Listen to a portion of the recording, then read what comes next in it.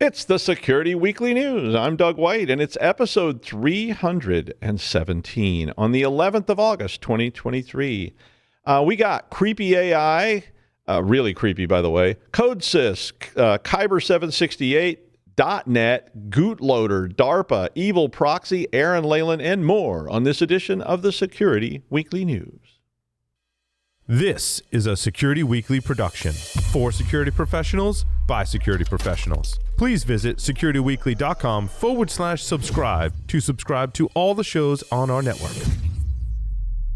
We interrupt our program to bring you this important message. It's the show that keeps you up to date on the latest security news twice a week. Your trusted source for accurate security information and expert analysis. It's time for Security Weekly News. Are you constantly thinking about how to keep your enterprise as secure as possible? Get to know Chrome Enterprise, the trusted browser for security-conscious professionals like you. Its ease of use for IT and security teams and added access controls protect the remote, extended, and hybrid workforce, keeping your entire enterprise safe. Don't settle for a browser that compromises your organization. Visit securityweekly.com/Chrome Enterprise now to learn more and start protecting your enterprise like never before.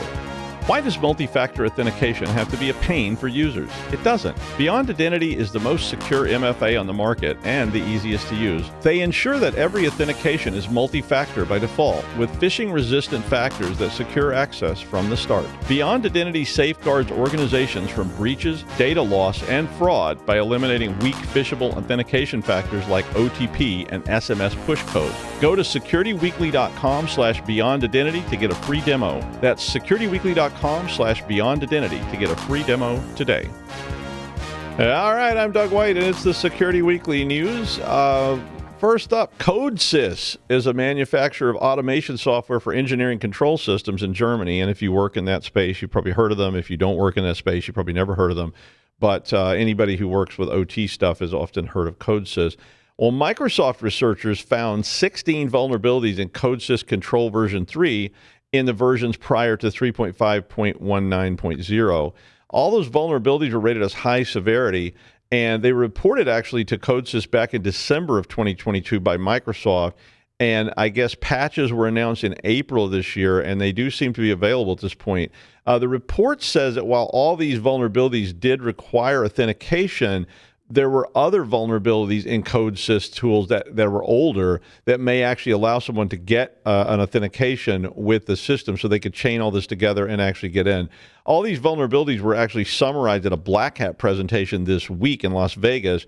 And the article, if you are using this stuff, the article has links to the Microsoft blog where they had a lot of detail about what all these vulnerabilities were, how they could be implemented, and so forth. And there's also a link to a Codesys advisory that has both the patching instructions and mitigation techniques. So if you're using Codesys, you may want to check all this out and before it's too late.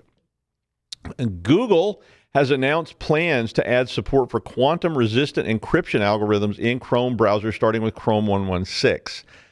The announcement that they put out said that Chrome will begin supporting X25519 Kyber768 for establishing symmetric secrets in TLS in Chrome 116, and is available in Chrome 115, but it's not enabled by default. So there's a flag you have to set if you want to actually use this in Chrome 115. The Kyber algorithm was the one, the reason they picked this, I guess, Kyber768 was chosen by NIST, which is the National Institute for Standards and Technology in the United States. And NIST chose this as a candidate for general encryption. And if you were aware, they've been running this pre-quantum, quantum-resistant algorithm sort of, I don't want to call it a contest, but a program for a while, and Kyber768 is the one that they've chosen. So Kyber768 is comparable to AES 192 in general strength. Cloudflare, AWS, and IBM have already adopted Kyber768 as well. The name of the algorithm actually has X25519 on the front end of it, which is an elliptic curve algorithm, if you're familiar with that one. And that elliptic curve algorithm is widely used for TLS, and Kyber768 is then used to encrypt the session key. So this is like these paired up sets of encryption like you see in just about everything. Certainly, quantum-resistant keys are being implemented now. So, quantum computing is not available, and it's probably not going to be available for a while yet. But One, it was good to see the government starting to be prepared for something that may change. So instead of waiting until it happens and then 3 to 5 years out trying to actually do something about it, when they build it into their budget, they went ahead and started front-loading their budgets with this stuff, which I felt was a really good idea. The other part of this is, of course, what they're calling harvest now, crack later strategies by, miscreants. Because people are saying if they get these keys now, when quantum is available, they'll be able to crack them. And I mean, think about it. If keys from today could be cracked later, how many of those keys would still be being used? And the answer is, of course, a lot. And, and none of us are going to be naive because we all know that there's going to be systems out there that are still using old keys years from now when quantum may well be available to crack those keys. So if they get them today, they can crack them later. And so it's an interesting project to keep an eye on. For your own projects and so forth. So if you are using Chrome, you are going to start using these sort of resistant. I don't think this matters right now, but it will matter in the future. Well, CISA, the U.S. Cybersecurity and Infrastructure Agency, did add a recently patched flaw in .NET and Visual Studio to the known exploited vulnerabilities catalog. The high-severity flaw in .NET, which then affects Visual Studio as well, involves denial of service that impacts .NET and Visual Studio developed products. Microsoft patched this problem in the August Patch Tuesday updates, which came out this week, and they called it. They said that exploitation of this was more likely at this point. There was Microsoft terminology. Microsoft acknowledged that there is a proof of concept in their advisory, but that has not been released. So somebody put a proof of concept together, or maybe Microsoft did, but they did say, quote, "This code or technique is not functional in all situations and may require substantial modification by a skilled attacker." So it sounds like it's something that's sort of out there, but maybe it's not, a dramatic impact. The issue does affect versions of ASP.NET, and Net 6.0, Net 7.0, and the Visual Studio 2022 version. So if you're using any of those, you may want to check this out and see if this vulnerability affects you. CISA said that the Federal Executive Branch Agency should apply these patches by 30 of August. So if you're subject to CISA's Kev list, you definitely need to be looking into this to get it patched. So you may well have some of this .NET code or whatever local. A search engine optimization watering hole technique, and that's an SEO, is called Gootloader. And we've probably all heard of Gootloader before. It's been around a while. But apparently, based on this study, it is targeting legal-related search terms and has been identified as a threat to law firms and people doing searches for legal information online.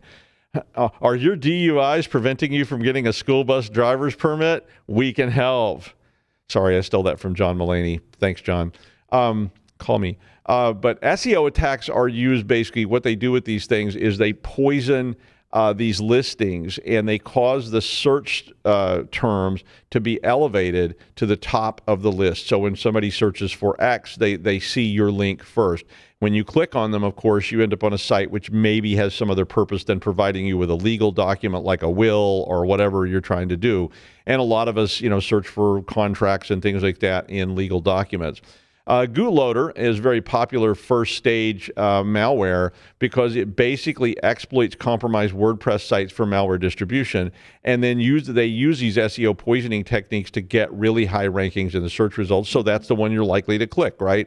That gets the searchers to the watering hole, and then basically they provide you with a fat, juicy piece of malware you can download to them. So this report was developed by Spider Labs. And they said that about 50% of these cases that they observed were targeting law firms or legal search terms. So some specific searches being used were agreements, contracts, and forms. And I can imagine this is a pretty popular area. A lot of people are always searching for, I need a contract. I need an agreement with a company. We've all done this if we do consulting or whatever. The search link then sends you, of course, once you choose that, it sends you to a fake forum that's supposedly discussing these things, and you end up with a downloaded zip file, of course, that has a name that was derived from the search keyword. So you're looking for a will. You search for that. That link comes up at the very top of the list. Free will, tool. You go there. You end up on a forum. It says here, download this. You download it. Well, guess what? The zip file contains a malicious JavaScript file that is hidden in a legitimate JavaScript library and can be extracted by Gootloader then locally. Now, Gootloader's been around since 2020, but be careful. And obviously be careful with any kind of download, especially if it's a result of a web search.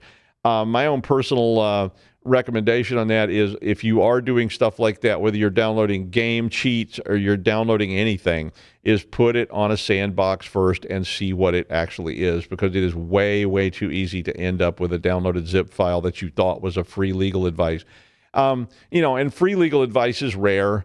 And don't forget, that this thing is targeting all kinds of other industries as well and other search terms, but they had really made a focus apparently on the legal side. I think it was more, to me, after reading the article, it seemed more focused on search terms. So they're really going after people. But it's easy enough to hope you get like an attorney or somebody that gives you access to something really juicy.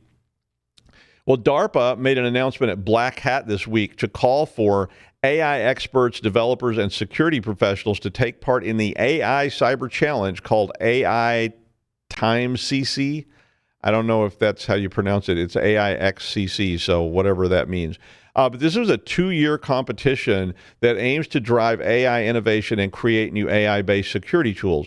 Now, if you don't know what DARPA is, it is basically an initiative of the Department of Defense that is a really clever thing, in my opinion. But the U.S. Department of Defense put this together long, long ago. And they basically take a bunch of scientists and, unusual people, weirdos, freaks, and programmers, throw them in a pit and let them fight. Actually, they don't really fight, but they give them resources to fight over.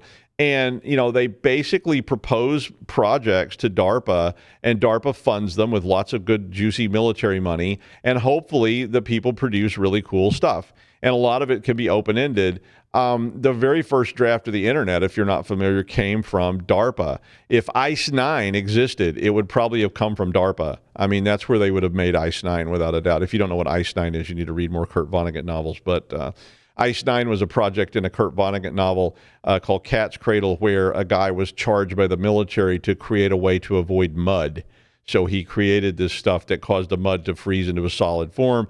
Unfortunately, there was a little side effect where it froze all the water on Earth and basically killed everybody. A little anti-tech there, Kurt, but he often was. But, there's some weird little lab about somewhere where somebody's working on something like ICE9. I can't tell you the location of it, but it is there, I assure you. But anyway, the project is a collaboration that already includes Anthropic, Google, Microsoft, and OpenAI to help competitors develop innovative new cybersecurity systems using AI. So the Open Source Security Foundation will serve as a challenge advisor to guide teams to create AI systems capable of addressing vital cybersecurity issues in the future, particularly in critical infrastructure and supply chains.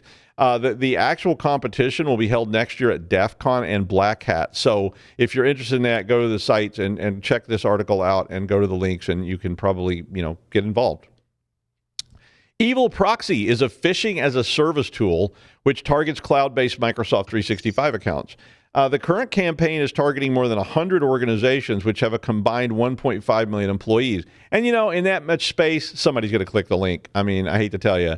But apparently EvilProxy was reported in a blog post by Proofpoint on the 9th of August, and they said that the service is being used to steal credentials protected by multi-factor and session cookies in these targeted companies. The EvilProxy tool was described as combining sophisticated adversary in the middle phishing with an advanced account takeover methods and a lot of automation, apparently, in response to increased use of MFA in organizations. So the attackers basically impersonate known trusted services like DocuSign, Adobe, and others, and we've all seen these messages, to try to get you, and they want to send you malicious URLs that represents the first stage of this attack. So if a user then provides credentials, the attackers may log into the 365 account within seconds, which indicates very likely use of automation tools that are in this. And of course, their big targets are C-suite and senior executives, because if they can establish this and get hold of MFA, session keys, and so forth, they really do have a really good way to get into that organization. So, it's really tough to stop this, right? Somebody's going to click that link. So you need to have a plan. You need to do training. You need to be sure that you try to minimize this as much as possible, but it is going to happen. So definitely be ready.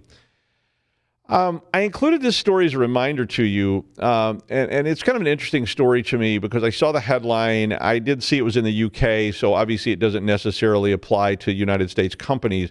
But basically, the story is about surveilling your employees. I've done a couple of cases where one of them was basically, in general, somebody was surveilling or some specific employee was monitoring other employees for some reason, sometimes legitimate, sometimes not. One of them was an email snooping thing that the CEO wanted. I was actually asked to look into this because the company was being sued by some employees that were saying the CEO was spying on them and keeping up with their emails and reading what they said. And somebody had, of course, said something about the CEO being an idiot, and they got fired over this and so on. And the other one I did was basically a stalker who was using his role at the company to be able to get access to emails and other messaging off the server. Well, this report came from England, which comes in at the end of a year-long inquiry by an agency called the DCMS, which I think is called something different now. But it said that companies should only do this type of surveillance or any sort of surveillance of employees after getting consent from the people they are surveilling.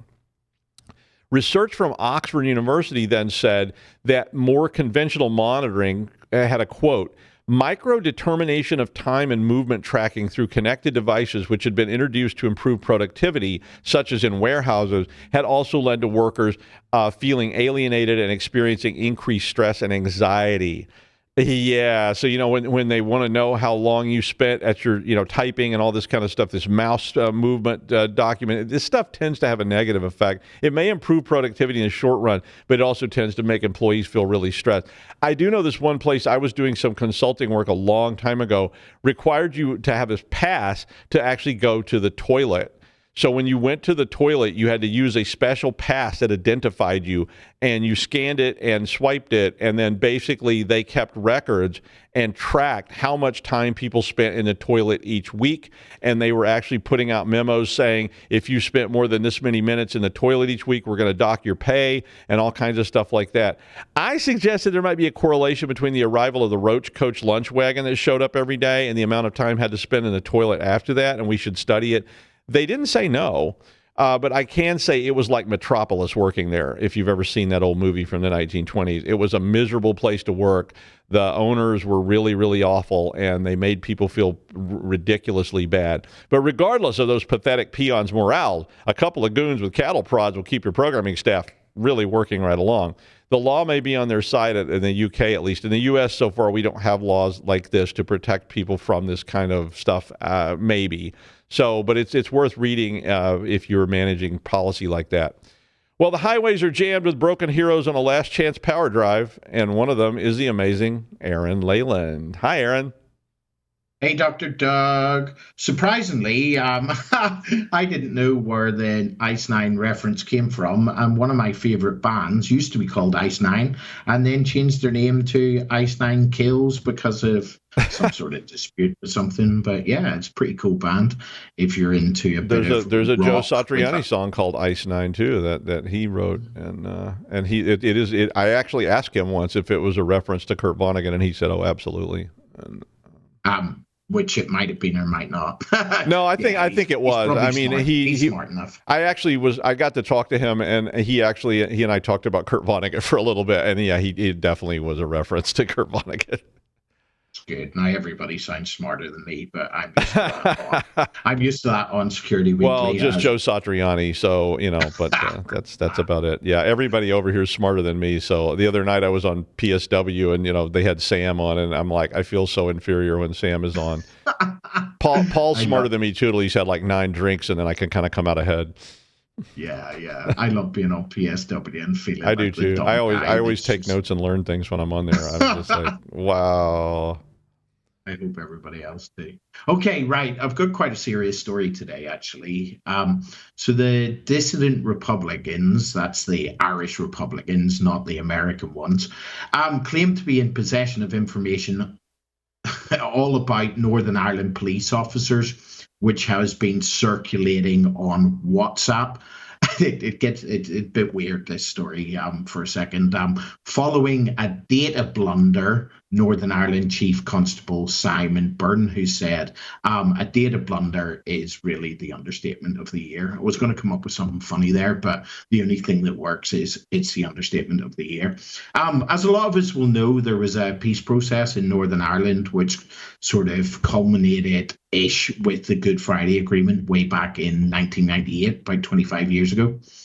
Although in a lot of media that I've read over the last few days since this data breach, it's believed that there's about 100 people that are currently still in Ireland, Northern Ireland, fighting towards a united Ireland by physical means, meaning guns and bombs and shit like that. There was also, just for a bit of context, from these Irish Republicans, a recent attempt, like actually gunmen turned up with guns and shot a Northern Ireland police officer while he was teaching football to children, obviously reminding us, quantifying that it's not gone away. Also, to quantify this a little bit more, Northern Ireland only has approximately 1.8 million people, which is about the size of states as Wikipedia told me, Nebraska, Idaho, and West Virginia and Hawaii being similar sort of amount of people. This context leaves a very small population to be anonymous amongst, and we'll see why that matters now. The story goes on about hundreds of police officers. I'm sure it says hundreds of police officers. I reckon 10,000 approximately have voiced their fears for their safety following the data breach, which affected some 10,000 police service in Northern Ireland officers and staff. Speaking following an emergency meeting on the Northern Ireland Police Board, Mr. Byrne, who was talking earlier, said he was deeply sorry about an industrial scale breach of data. I don't think sorry is going to cut it on this one. He said an early worst case scenario that they've been dealing with is that third parties would attempt to get this data to intimidate, corrupt, or indeed cause harm to our officers and staff. That's the big thing about this story. I'm going to tell you what was released in this. It's an insider attack, but it's an accidental insider attack. But there's very real chance that people could actually be killed over this, to be honest. He goes on to say, we're now aware that dissident Republicans claim to be in possession of some of the information circulating on WhatsApp. And as we speak, we are advising officers and staff about how to deal with that and any further risk they face. It beggars belief. It's just unbelievable. So the facts as we currently know them, obviously a major security breach, and what was some of the information that was released about each officer and support staff, their rank, their name, the unit of all the staff, including units like people working with MI5. This is like, if you think about it, on a scale of just releasing names and what people do in the CIA to ISIS, it's something similar. How this happened, I don't know why I'm laughing. It is that serious, but bit of a nervous laugh there. They were mistakenly published online in response to a freedom of information request. I'll go on to that in a minute. The scale of the breach, it's the biggest police security breach in Northern Ireland history. It includes the details of 10,000 police officers and staff, as we said, but that's over 345,000 pieces of information. So 345 pieces of information approximately on each officer. They've only released some of them details. So I have no idea what the rest of them are. They have said it's not the addresses of them, which is a small win there. The database contained the names of PSNI officers working in intelligence, in riot squad, 130 officers in close protection. Sort of good and bad in a way, but mostly bad. Some of the staff in roles, maybe surveillance or something like that, it said in the story, were simply labeled as secret. So if you're a terrorist and you're looking through this list of 10,000 people, well, who are you going to prioritize if you want to do some badness? Hopefully no one, but that's the way it goes. Implications, what the story goes on about, is officers may be forced to change jobs or relocate, potentially even out of Northern Ireland. That's how bad this is. If we think how small Northern Ireland is, and how easy it would to wasn't open source intelligence where these people are, because it actually, without giving their home addresses, it gave the location of where they actually worked. It says some officers might consider quitting. No shit. And some in Northern Ireland, because of the Catholic and Protestant problem, and Catholics are less likely to join the police force. They reckon a lot of Catholics don't even tell their friends or families what they do, and now they've been doxxed heavily on the internet. The police have issued personal security advice to all affected and established an emergency threat assessment group. It's just bad, really, really bad.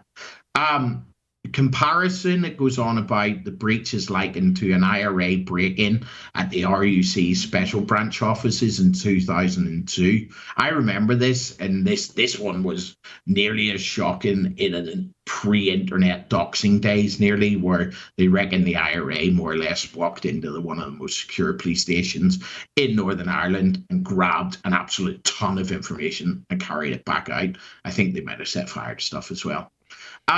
Just to make it worse, this is the third major breach recently. Earlier recently, a document with details about US President Joe Biden visit to Northern Ireland was found by a public member, and also not much details about this one, about how it physically happened, but names of over 200 police officers and a police laptop were stolen from a car. Right, cause of the breach. The officers in the database were exposed by a junior staff member who inadvertently failed to remove a master spreadsheet containing sensitive data in response to a Freedom of Information request. Freedom of Information request, don't know if you have them in America. Anybody in the UK can go to a government type department and go, I would like to know this. And the government decrees that if it's not breaking national security, they should let them have it. So apparently on this one, what they were requesting was how many police officers of certain ranks there was in the police service in Northern Ireland.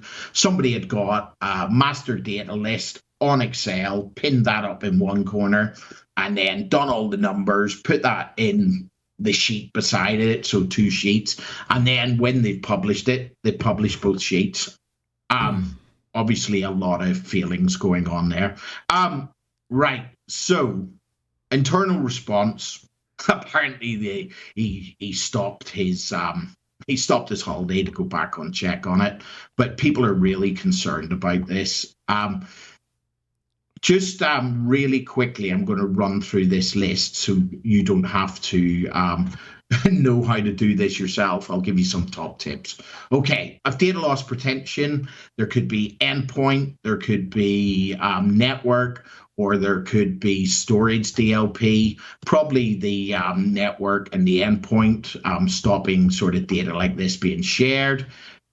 Also content discovery, which is part of DLP, can scan repositories and local drives to look for sensitive data, making sure it's in the right place and not in somewhere that's likely to be published to the internet.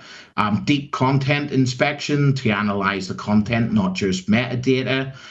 We could look at CASBs, Cloud Access Security Brokers, which give visibility when things were going outside to the cloud, as we know. A great talk about them a lot, how good they are, how bad they are. Web application firewalls might be something to look in, also web proxies. We could use endpoint controls to restrict data sharing actions. This is more like copying the data to USBs, drives, printing, or in some devices, even screenshots. Encryption, everything should be encrypted. I shouldn't even need to say that. But also what they could look at is right management services, and information rights management, which can be used to control and protect data documents by setting up policies for accessing documents and how they can be used. There's also redaction tools that you can look at. A big one that could have worked with this is some sort of system with machine learning and behavior analytics, because what they could have done was it might have caught a normal upload from this member of staff might have been so many kilobytes, and this was megabytes or bigger. And then we can look into policy enforcements, which that's the type of thing that will catch sort of social security numbers and stuff like that from going outside. We can look at a bit of IAM, and also, just to make sure all this works, things need to be regularly audited and regularly scanned just to make sure everything's in place. A big one, we talk about it all the time, regular training and awareness programs from employees. But at the end of the day, this was a massive process breakdown. A junior member of staff was able to be the sort of accidental insider, and there should have been controls in place to stop this happening.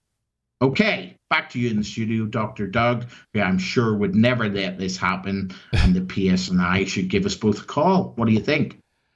I would, yeah, I probably would. I've actually seen that thing with the spreadsheets before where somebody did that. We had a document that went out, and I remember a CEO calling me and saying, can you think of any way we can recover this document that was dispersed? It's like on the internet. Yeah, he was like, I was like, how was it dispersed? He was like, well, it was emailed from one employee to another, and then that employee emailed it to somebody else, and then they posted it on a bulletin board, and now everybody has it. And I was like, what's in it? And he was like, well, the main sheet was like some data that they were trying to disseminate to this employee. The second sheet just happened to have the salaries of all the C-suite people. Okay. And yeah, that kind of upset some of the people when they were going, wow, I make $80,000 a year. The person above me makes $800,000 a year. They weren't real excited about that. So yeah, those are terrible. I mean, and with police, this is incredibly dangerous. I mean, and yeah, we do have Freedom of Information Act in the United States, and it's been being weaponized by different groups now. They go after these election commissions, and they send them like 100,000 Freedom of Information requests to try to bog them down, and you know, and they try to cause all kinds of problems. And then when they don't deliver, they try to sue them, and on and on and on. So very dangerous stuff in Northern Ireland. Thank you, Aaron. You're welcome. And finally, in the big book of creepy, apparently, AI is being used by some unknown people to provide the likeness and voices of children who are deceased or missing, and allowing these disembodied people to narrate the details of what happened to them. One of the ones that they pointed out was James Bulger, who was a 2-year-old who was abducted in 1993 in Great Britain and was later killed, apparently. TikTok removed a bunch of these videos that were of James Bulger narrating his abduction and subsequent death in Kirkby, UK. But there's a whole lot of these still on YouTube, apparently. I mean, it's just weird and awful, right? I mean, I don't know if you've ever seen those old there was a thing in Victorian England where people took photographs of their dead children and the family, like, you know, around them. It was just like a thing. They were very creepy. I mean, those are really creepy pictures. But at least the families were doing it. I mean, it was something they wanted. But these things are apparently just being made by random people. A researcher at Oxford Internet Institute said that he was confident the videos mentioned were produced using one of several AI tools and bear some of the typical hallmarks of cheaper AI-generated videos. There was another video that was on this list of Anne Frank, who was a young woman who was killed by the Nazis in World War II and wrote, you know, very famous book, very famous diary of her hiding in this attic and so forth. But apparently there's a video of her advertising baby clothes before discussing the Holocaust. I mean, I'm not easily offended, believe me. I work on Security Weekly. Come on, but this stuff is bad. Don't do this. It's really awful. I mean, and it's really harmful to the families of these children, especially if they're modern and so forth. But, you know, don't do this. It's just not cool. But anyway, that's the news. Thanks, Aaron. Thanks to the boss. And we will see you next week on the Security Weekly News.